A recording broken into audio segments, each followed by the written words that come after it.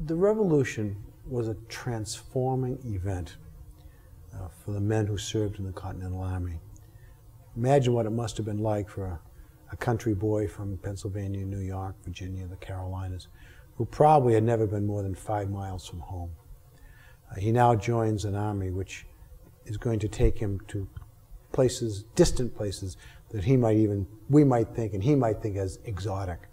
He saw other people, he met other people, he found that they had common interests, to begin to use the word American rather than Virginian or New Yorker, to think of themselves in a greater context, to think of themselves as part of a great cause.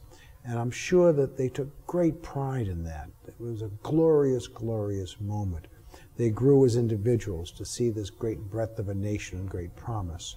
And they did, as I indicated, they suffered tremendously, gave up a great deal. They gave up years away from their family. They gave up the peace and comfort of a home, and in some instances gave up their lives or gave up their health and well-being.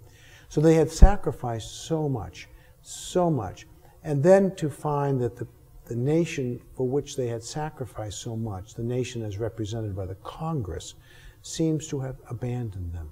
Where was their reward for this? Why weren't they being paid? Why weren't they being recognized? They did feel abandoned. They felt deeply abandoned by this. And at the end of the war, many of these men returned home feeling this sense of loss. And by the way, they didn't return home to parades. There were no great parades for these men.